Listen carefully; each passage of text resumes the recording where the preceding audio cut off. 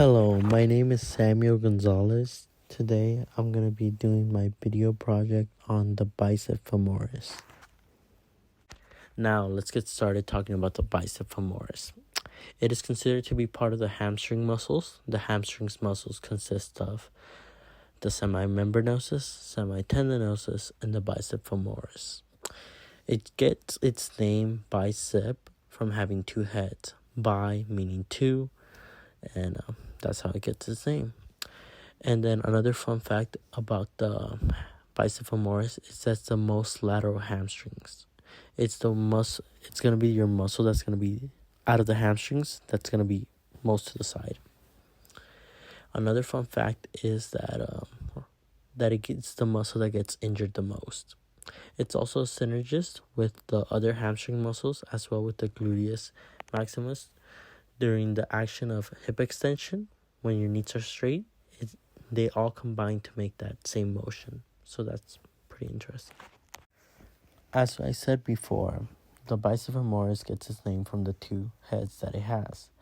But now we got to explain that a little bit further. The bicep femoris is a long muscle, and because it's a long muscle, it is divided into two parts. There's the short part, which is called the short head, and the long head, which is the longer part. It's kind of self-explanatory, but to put it in general terms, the long head runs from the pubis bone all the way down to the beginning of the knee on its lateral side.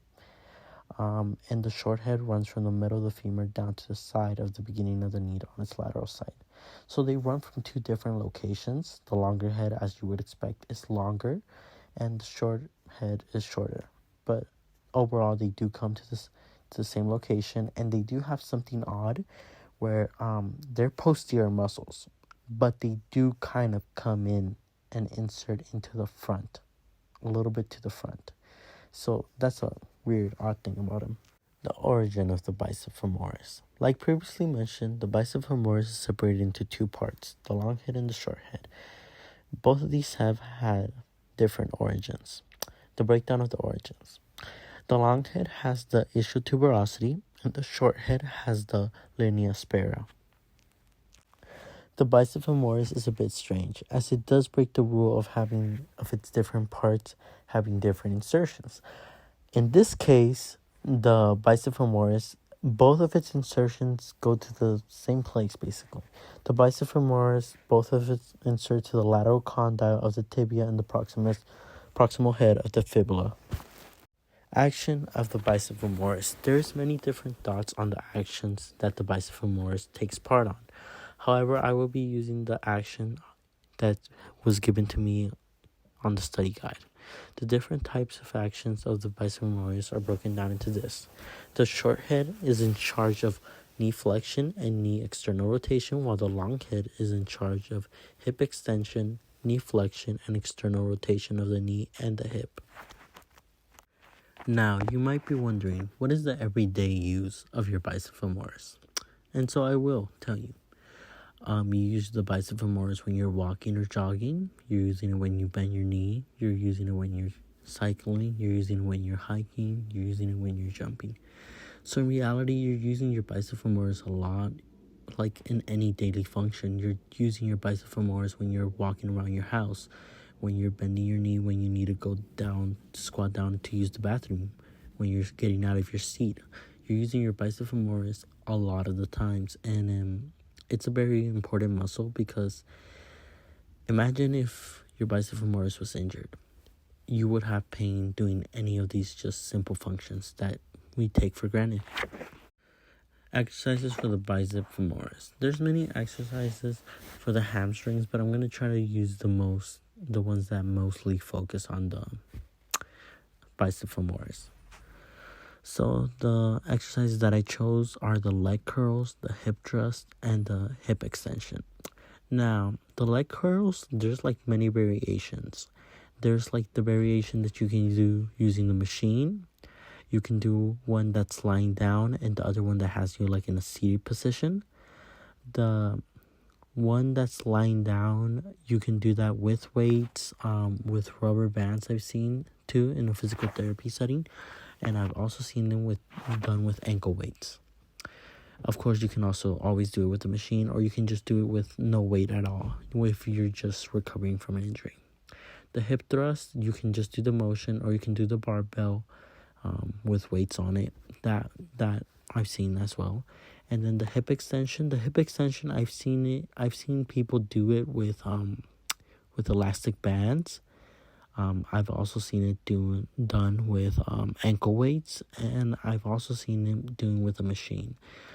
It's like one of those machines that you can pull back, like a free motion weight machine, but it had like a special type of thing, like handle, where like it wasn't like the traditional handle like that we used to grab and hold. It was that they put their foot inside and then they pull back. Stretches for the bicep femoris. Some stretches that may help with the tight bicep femoris would be the hamstring stretch, the seated hamstring stretch, or the standing hamstring stretch. The one that I typically see used is the hamstring stretch, the one laying down. Typically, you have one of your knees bent, but you don't need to. Having one of your knees bent just makes the stretch more tolerable. But if you don't have any issues in your hamstrings and you're trying to just do a quick stretch, you don't need to have your knees bent. It's just a choice of preference. But typically I see it done with either their hands like that behind their thigh, pulling them closer to stretch it out even further, or by getting one of those bands, a stretch band, not a rubber band, but a stretch band, and pulling it forward. And then the other one that I see is if patients have problems with laying on their backs, the seated hamstring stretch is a great alternative because they're on the edge of the seat. They have one knee bent, and then they have their foot extended, and then they lean forward in order to make the stretch stronger. It's typically a really good stretch if players have any back injuries or patients have any back injuries. And then another stretch that is really good would be the standing hamstring stretch. The standing hamstring stretch, you kind of need another chair for it, but you're standing, you put your leg out, and then you put your heel on the floor of the chair, and then you can control how far you want that stretch to go by the distance how far you go into the chair, basically. Common injuries for the bicep femoris. A weird fact is that bicep femoris is normally injured during sprinting activities. This can come from track or any like sports, like for example basketball or football. During that sprinting action is typically the cause for a lot of bicep femoris injuries. But typically the bicep femoris injuries that occur are sharp pain or strains, tears, or ruptures. Swelling and sharp pains are just kind of the side effects that they have. Treatment for the bicep femoris injuries. There's many ways you can go about a bicep femoris injury. It just depends to the severity. For most injuries, just a little bit of rest, heat, and ice packs should be fine. Sometimes massages are kind of needed, but they're just more to like alleviate the pressure. But in some more severe cases, you might need surgeries if you're having any like ruptures, or if you had any like, how would I explain it? Like any severe damage done to the tendons around the bicep femoris, then you might need surgery in order to fix that situation. But it's typically just heat, ice packs, and rest.